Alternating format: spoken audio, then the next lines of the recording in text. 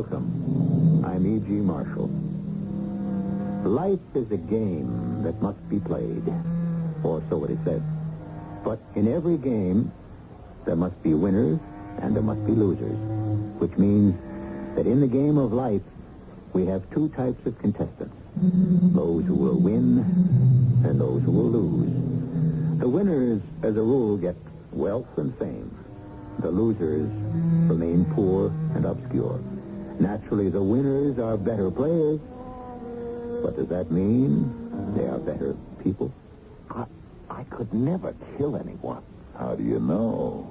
Oh, it's not in my nature. That's where you're wrong. Man has always been a hunter, a killer. It's your nature to kill. Now, what would you say if you found out you had the right to kill? The right to kill? No, not just the right. But you even could get a license to kill.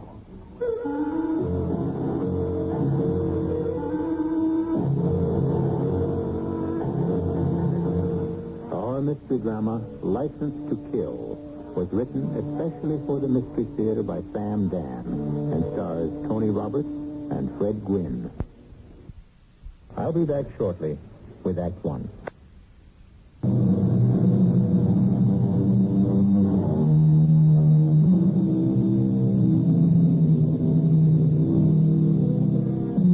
When the great scorer comes to write against your name, he marks not that you won or lost, but how you played the game. How seriously that sentiment by Mr. Grantland Rice was taken, and not too long ago. What innocent times those must have been, when athletic coaches would actually contend that their basic function was to build character. Well, even if they didn't really mean it, at least they said it. Today, we know better. Today, it really doesn't matter how you play the game, as long as you win. Winning. That's it. There is no substitute for victory. Victory at all costs. But has anybody ever added up the total cost of victory? Why don't we listen to Francis X. Brunner? Mr. Brunner is walking along a corridor in a dormitory-type building. It is the end of August, and the premises are being occupied by a professional football team that has just completed its training camp. Yes, my name is Francis Xavier Brunner, but everybody calls me Brun. Around this time of the year, I also have another name, the Turk. Yeah, I'm the guy who, we start camp with maybe 60, 80 guys who want to make the team. By the time the season starts, we got to cut the roster down to the 40s. And so, wait a minute. Room 413. Can't say 13's a lucky number for this one. Chappie? You want to see me, Coach? Yeah, and I'm pretty sure you know why.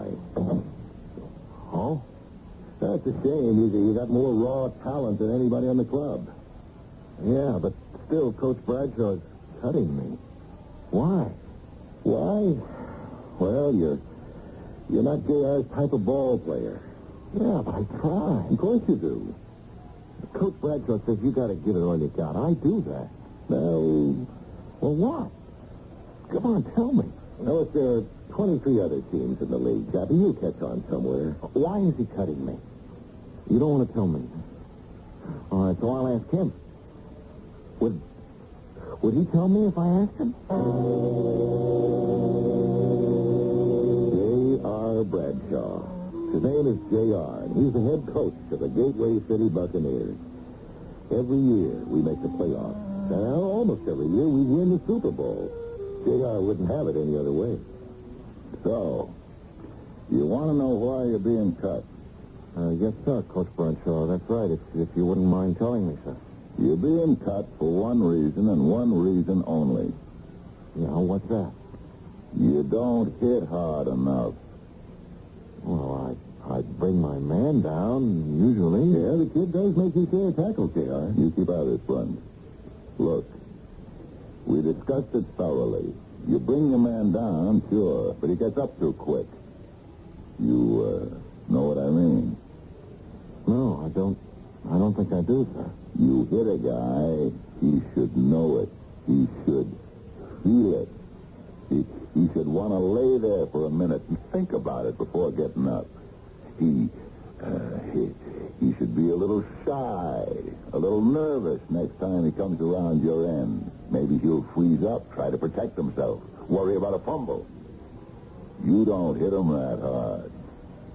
I hit him hard enough to stop him. Like I said, that's not hard enough. I can't hit any harder. Why not? But, Coach, I'm 6'4". I weigh 260 pounds. If I hit a man really, really hard, I could kill him. Huh? That would be his problem, wouldn't it? Well, no, sir. I'm afraid not. I'm afraid that'd be my problem. I hate to let you go, Chappie. But unless you're willing to give it everything... I'm afraid to do that. Well, then, there's not much more we can say, is there? No, there wasn't. And that was the end of Chappie. You know how quick the fellas come and go in this business. The day after a guy's gone, everybody stops thinking about him. And about a week later, it's as if the guy never lived at all. Well, the great J.R. Bradshaw, he gives me a hard time, too, along with everyone. Run that piece of film again. Yeah. Right there. I just saw what we want. See? Look. The tight end takes a block. Then he goes out on a pattern. Stay there. Don't answer it. But Nobody got wise to it during the game. And the guy catches 7 passes. Listen, J.R., Now, when he pulls that on the outside linebacker, what we're going to do is... J.R., I think I better answer the phone, huh? I'm going to make him take that phone out of here. I got a sick wife at home, J.R. I want Jerry or Phil, who's ever in there, to answer. I got to answer. What for? Hello? Crying out loud, will you hang up? Yes, Martha, it's me. I don't know. Hang on, I'll ask J.R. Martha, it's Martha. She's not feeling so good, J.R. So, tell her to call a doctor. It's 2 o'clock in the morning. Where am I going to get a doctor? I have to go home to her. Come on. What good are you going to do her? I can't let her stay alone in the house. Hasn't she got a mother or somebody who can come and keep her company? J.R., you got to understand. Look. I'll tell you what's wrong with this ball club. Nobody wants to win. On the field, my play is dogged. My coaching staff is always looking for excuses to go home. J.R., she's sick. Yeah. All I know is we got the Tigers coming in here Sunday afternoon, and we're not prepared. That's all I know. J.R., we've been 15 straight hours on these films. We'll do 15 more if that's what it takes. Look, J.R. All right. Get out of here. I'll be at practice early. Yeah. Hey, hello, Martha. I'm on my way. It's just, we lost all track of time. Yes, sir. Right away. J.R., I know how important this session is, but, well, if you were married, you'd understand. Yeah, I'll tell you something. If I was married, I wouldn't lie to my wife. When did I ever lie to Martha? You didn't lie just now? You said on the phone you lost all track of time. That was a lie. Well, I had to tell her something. And what are you going home now for? I told you, J.R., she's sick. She was also sick 8 hours ago. Why didn't you go home then? Look, J.R., I don't have to take that from you. Take it or leave it. It don't mean a thing. All that matters is winning the ball game. You have to make sacrifices. Oh, I know that lecture by heart. You should. You heard it often enough. Look. Technically, you're the best defensive coach in the business. But that's all you'll ever be. Somebody's assistant. You'll never have a ball club of your own. And if you do, you won't last out the season. How many seasons will you last out, J.R.? I mean, when it's all over, what'll you have to show for it?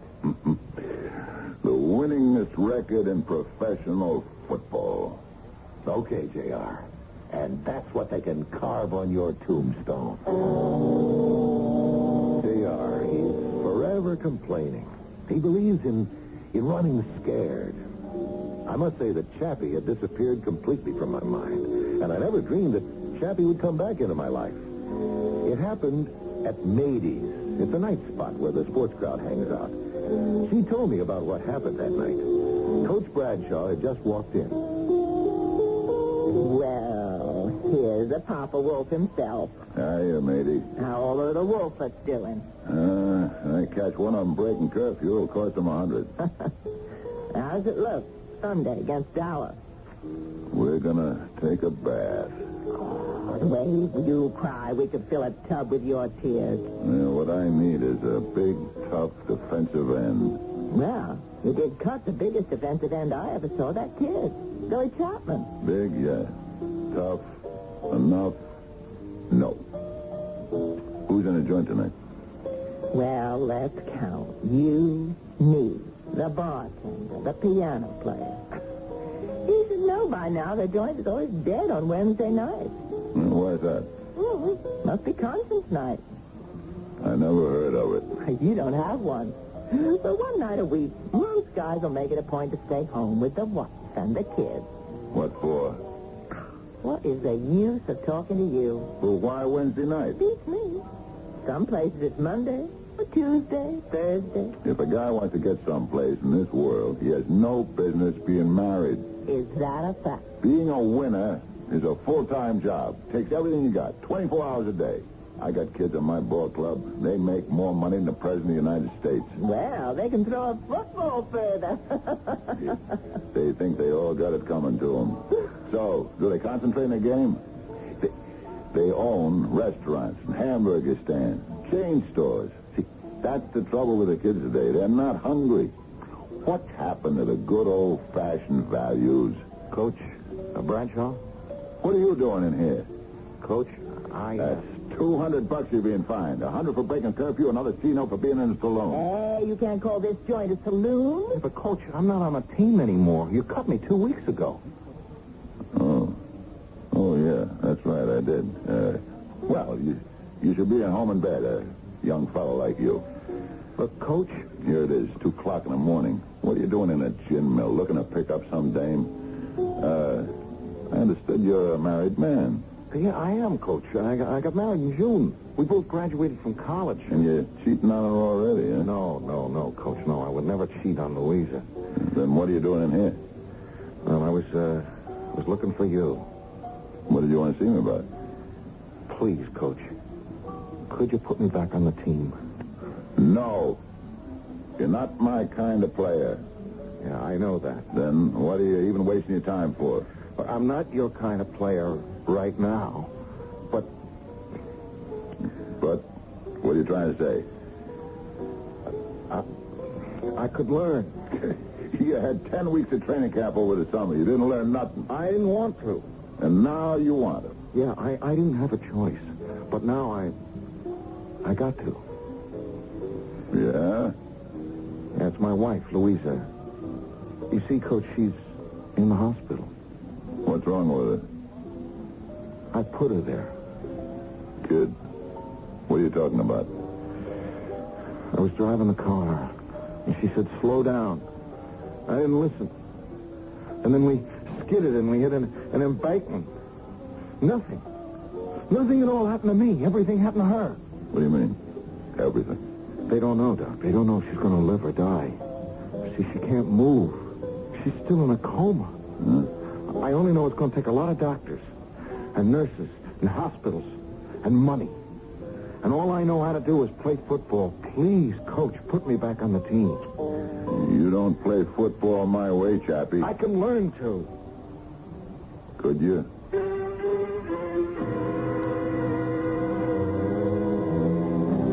A rather gentle giant is now in the hands of a man who believes in showing no mercy and giving no quarter. Can a man change his essential nature? Before he can answer that question, he must first discover what his essential nature is. Do you know yours? We'll know more about our story when I return with Act 2.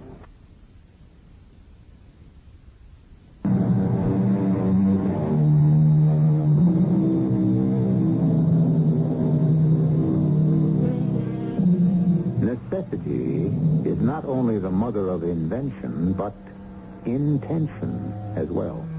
Ideals, beliefs, morals, yes. These may be the things to which we aspire because aspirations, as everyone knows, cost nothing.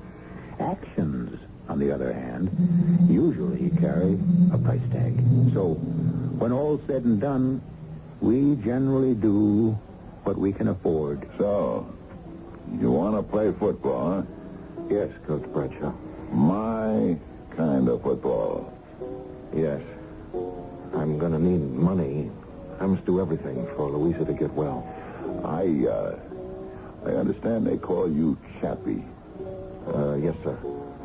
What kind of a name is Chappie? Hey, what does it remind you of? I don't know, sir. Malted milk and lollipops. Chappie. From now on, no more Chappie. From now on, your name is Chopper. Yeah? You are looking at the Chopper. He is the fearsome fiend that bursts through the blockers and chops down that quarterback. And when the Chopper chops them down, they stay down. You hear what I said? Chopper. J.R., you were born a couple of thousand years too late. You should have been around back in those Roman days and trained those gladiators. What do you think it's all about today? It's the same thing. I'm just honest about it, that's all. That's why I collect all that flack from the bleeding hearts. That's why the people go to a game, see? They go to see blood. Coach Bradshaw, I'm not sure I can... You're not sure you can what? Put yourself in line to make $1 million to save your wife's life? But it's not in my nature to hurt people. Your carelessness put Louise in the hospital to begin with. But that was an accident. It was your fault. She told you to slow down, but you didn't. Hey, yes, but... You wanted the excitement, or maybe you wanted to prove to her you were the boss. Why did you have to do that? J.R., lay off. No. We're getting at something. What was the argument about?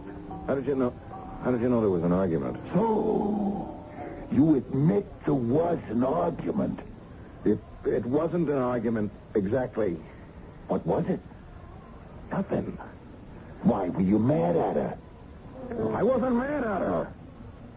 Me and Louisa never argue. She wanted me to give up football. She wanted me to give up football, which is why I wound up being cut from the team. That's it. You didn't want to give up football. She wanted it. She was right. That's why you crashed the car. Will you put me back on the team? What's your name? My name is Billy Chapman. What's your name? You know my name. It's Chappie. Once and for all, and for the last time, what's your name? The Chopper. Say it so I can hear it. Say it so the whole world can hear it. What's your name? The Chopper. Louder. The Chopper. But I didn't find any of that out till later. Till much later. First, I knew I got a call from J.R. Runs. Yeah. I want you out in the field early tomorrow morning. Yeah? I got you a brand new defensive end. You did? He's a killer. Oh, who would you trade for him? Nobody. I picked him up. Oh, come on, J.R. You just don't pick up a major league defensive end. Where'd you see him? What's his name? His name's the Chopper. The Chopper? What kind of name is that? It'll explain itself.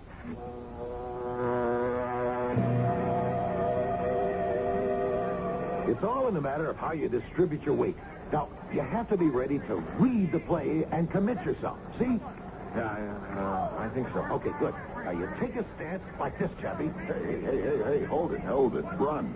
What did you just call him? What do you mean, what did I just call him? Answer the question. What do you call him? I call him by his name, Chappie. That's not his name. It's not? It's the Chopper. That name's got to become part of him. He's got to believe it.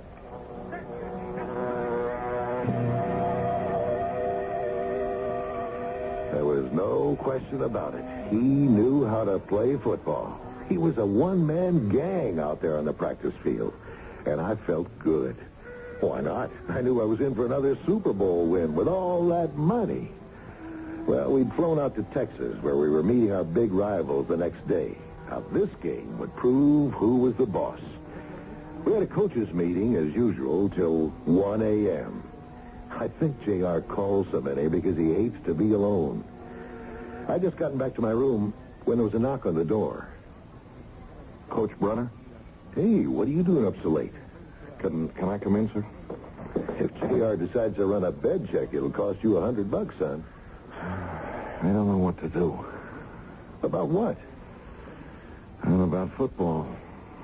Oh, look, what brings this on? It's just that football ain't no fun anymore. Oh? I played all my life. I played Sandlot. And we had leagues, the American Legion and all, and high school and college. Yeah, I know. Every single minute of it was fun. But it's different now.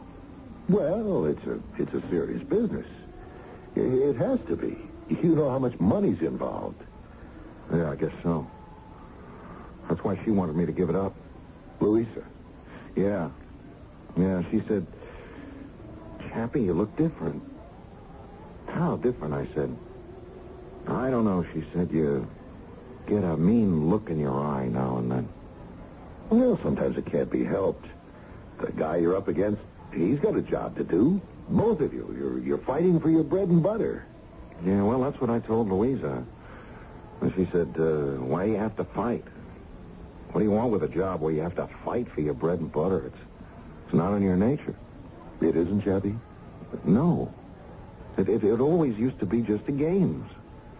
Coach Bradshaw figures I should manhandle people. Well, that's true. Well, I hate what I'm doing now. It kills me when people call me the chopper. It'd kill Louisa if she ever found out. What should I do? About what? I don't know, about everything. What can you do, Chappie? Thanks for calling me Chappie. I need the money. For Louisa. I really don't have a choice. Now then, what can I tell you? Nothing, Coach Brunner. Thanks for just letting me talk to somebody. He went back to his room. For a long time, I couldn't sleep. For some reason, I was afraid. And I simply couldn't understand why. After all, things looked great. It was going to be another winning year, another championship year. What was bothering me? Well, I finally drifted off into an uneasy sleep. And in my dream, I saw Chappie looking terrible and chopping away at the other team with an axe. I forced myself to wake up. And I stayed up till dawn, had some breakfast, and then left for the stadium. We're going to take him today, Bron. Well, we got the better team. We got the chopper. We got the biggest thing in pro football. Listen, J.R. Listen to what? It's not in his nature. What's not in his nature? The killer instinct that you're trying to give him. It isn't his nature, believe me. You'll see. But I knew it wasn't. Not in this gentle, soft-spoken kid. Well, the other guys won the toss, and we kicked off, and the game was on. My defensive squad was on the field, and there was Chappie at the left end. As the teams lined up for the first series of downs, I heard it. I heard it for the first time. You see, there was a loyal contingent of home fans who'd flown out to Dallas to root for us. And a shout was coming from their section of the stand.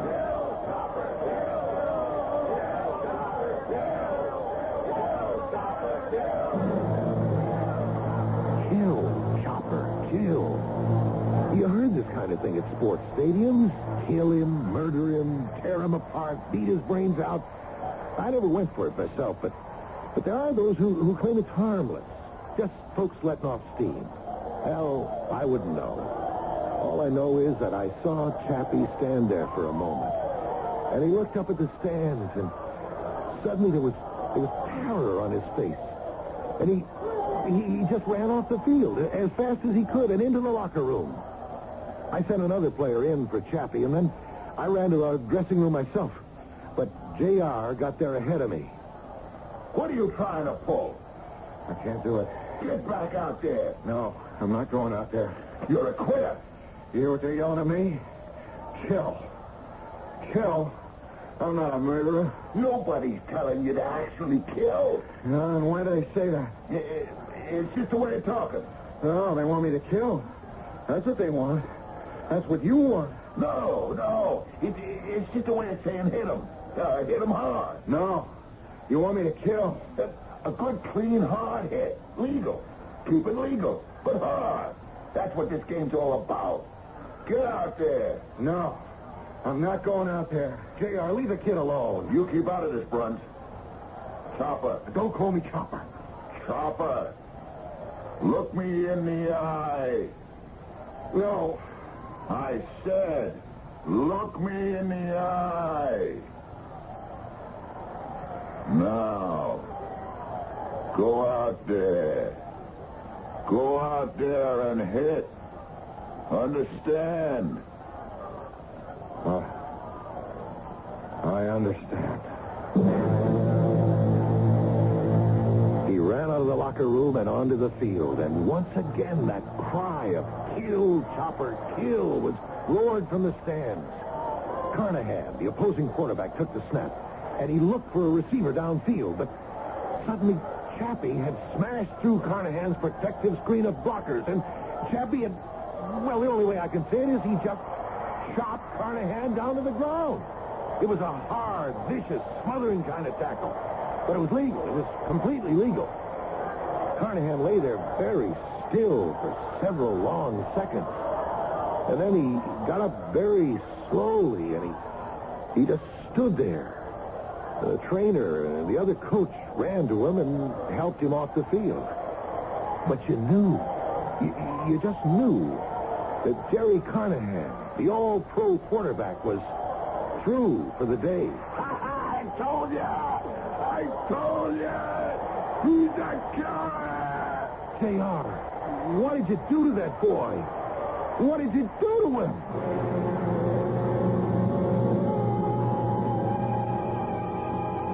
Obviously, J.R. has transformed Chappie into Chopper. But what kind of transformation is this destined to be? You can change somebody's mind by argument, but how do you change his heart, his psyche, or is it his soul? How deep is this transformation? You won't have to wait too long to find out. Act 3 will be here in a few moments.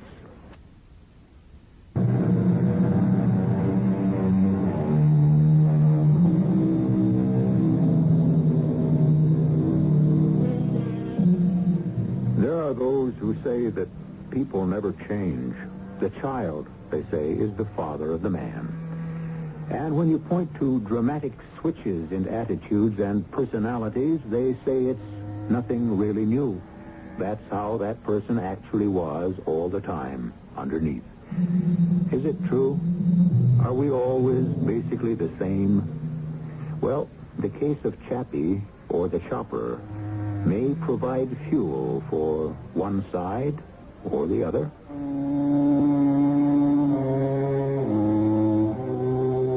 It was, well, what word can describe it? A triumph for Chappie. And that's how it was, week after week. The reporters wouldn't let him alone. And always standing by, taking the bows with him, was, of course, old J.R. himself. You can't say too much about the Chopper, fellas. I mean, he has changed the essential nature of the game. He's taken away the passing attack. That quarterback is listening for the Chopper's footsteps. That quarterback is now in too much of a hurry to get rid of that ball. I got a question for you, Chappie. Hey. His name is the Chopper, Daly. I'm a reporter, J.R., not some hired PR hack. The name on the birth certificate is Billy Chapman. Hey, tell me how you feel. How does he feel about what? I'm asking him, J.R. I feel okay, I guess. How do you feel about Jerry Carnahan? What? Well, what about Jerry Carnahan? He's gone into the hospital for tests. Hey, what are you trying to pull on the kid?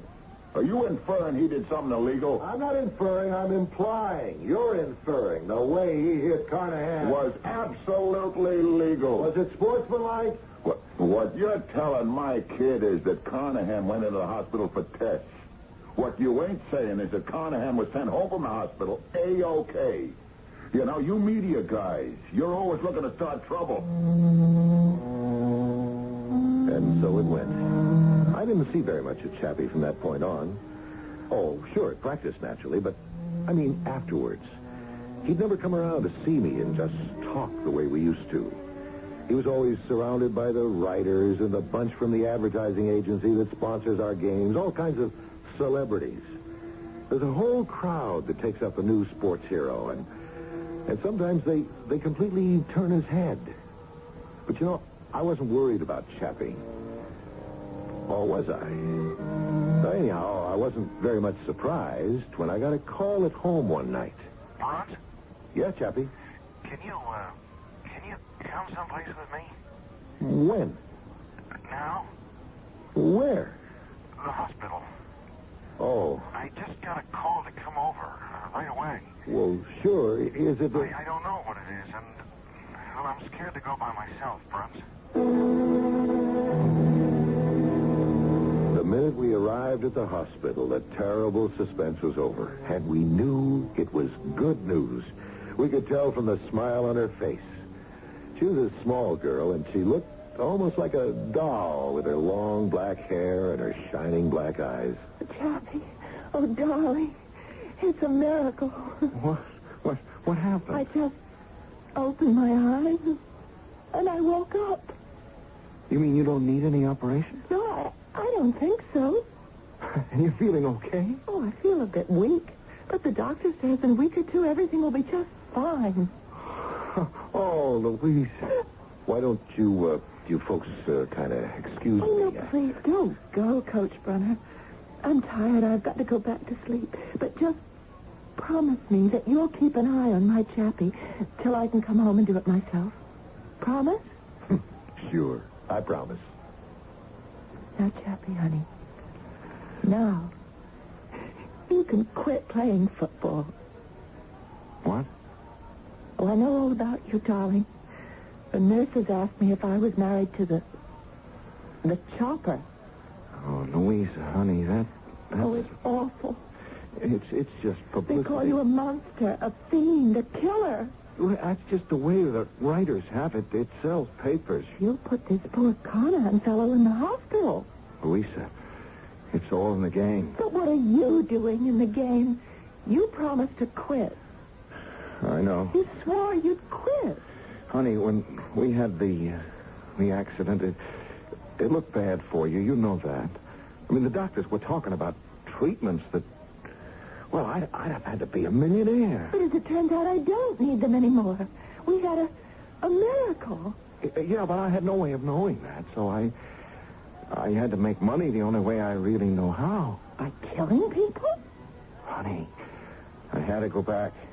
Well, I understand. To make money for me. But I'm going to be all right now. So you can quit. Quit? Quit and do what? Oh, Chappie, we already discussed what you do. You'll get a job teaching phys ed back home at the high school. Oh, but Louisa... You mean you're going to break your promise? You're going to break your promise to me? No, honey. No, you know I couldn't do that. So, you quitting, huh? Yes, sir, Coach Bradshaw. Sunday, we play Dallas. It's for the title. Yes, sir. I won't say anything about your responsibility to me. Or your responsibility to your teammates and your coaches. Sir. Or, more important, your responsibility to yourself. Coach Bradshaw. Who quits? A quitter. And that's you. Coach, I promised. I want you to understand. What's to understand? You're a quitter. I promised. You can't keep that promise. Hey. Look at me. No. Look at me, Chopper. In the eye. Look me in the eye. I could see a shudder pass through his body. If I were a superstitious man, I could believe it. Well, never mind what I could believe. Chappie went back to the hospital alone. So I don't know what happened between them. But he didn't quit. And about 10 days later, Louisa left the hospital. And she didn't leave Chappie. So I guess she decided to put up with it. Most women do in the long run, don't they?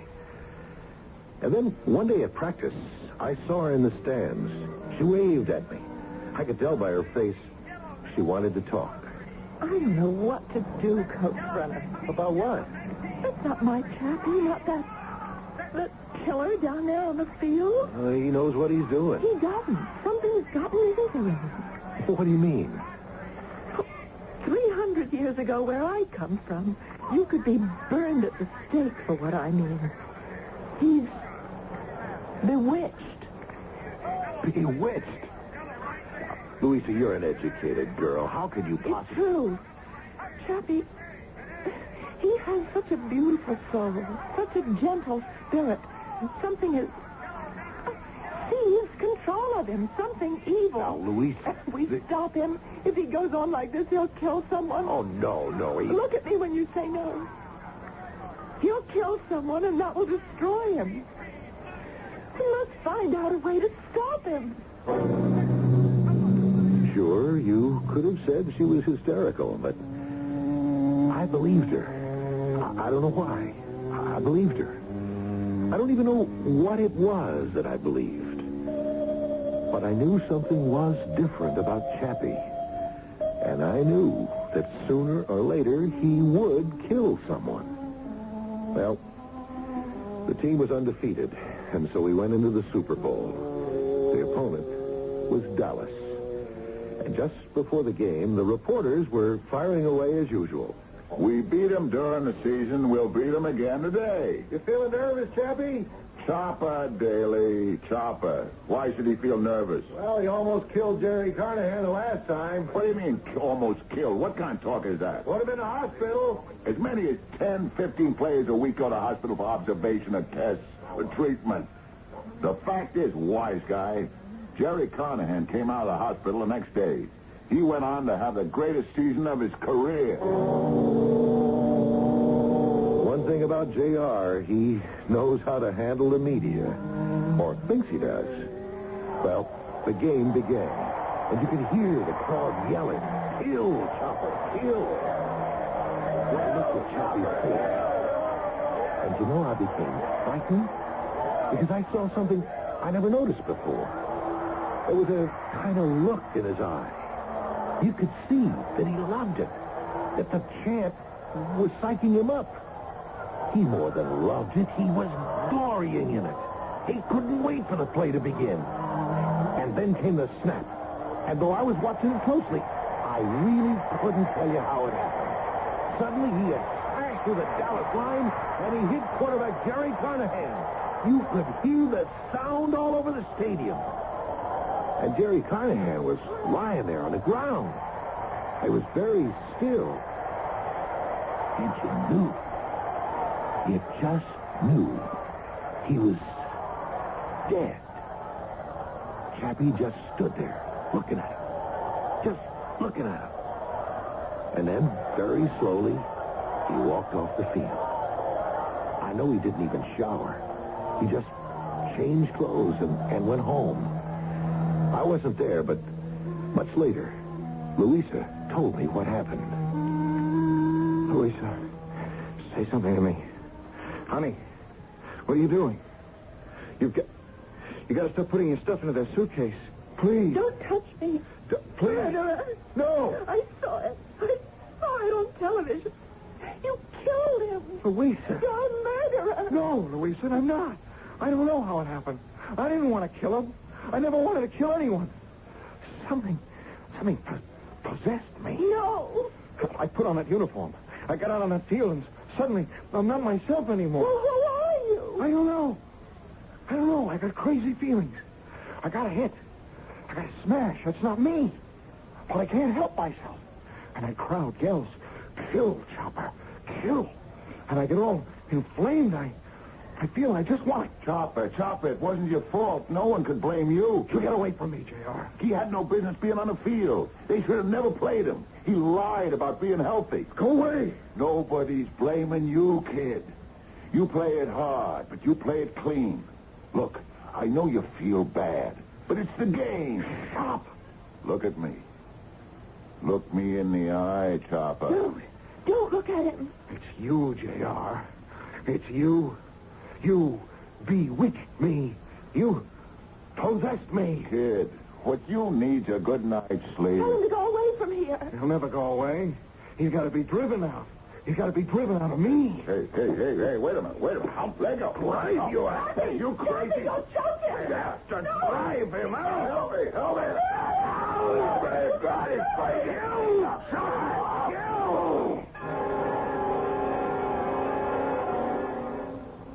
And that's how she told it to me, a long time later. Long after Chappie had killed J.R. Chappie was never tried or anything like that. They just put him away for a while to study him. I go up to see him now and again. Louisa stays with him. Hi, Chappie. Do you know me, sir? I'm Coach Brunner. Now with J.R. gone... J.R. The Buccaneers are my team. Buccaneers.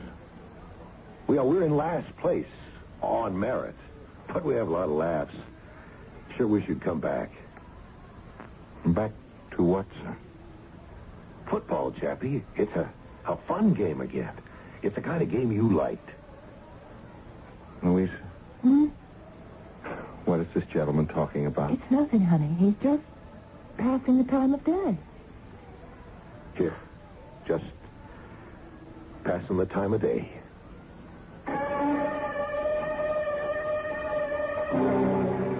You may have it any way you wish, which is more than you can say about most stories. Was Chappie possessed by the violence of his coach, J.R. Bradshaw? Was the violence an inherent part of his own psyche? Is man basically violent? If we knew all these things, there would be very little mystery left in the world. I shall return shortly. I'm Hyman Brown, producer-director of the Radio Mystery Theater. When we went on the air with Mystery Theater in 1974, we were delighted to find a whole new audience for our radio dramas. Young people from 7 to 17. You told us by your response that radio drama was a new and thrilling experience. So for you, your family, and for youngsters of every age, I have good news now of a new dramatic series starting February 5th. It's the General Mills Radio Adventure Theater. Each Saturday and Sunday, on many of these stations, the General Mills Radio Adventure Theater presents different hour-long dramas of adventure and heroism. Many of the stories will be new and original. Others will be special adaptations of popular books. The well-known actor Tom Bosley will be your host each Saturday and Sunday. It all starts February 5th on the General Mills Radio Adventure Theater on many of these stations.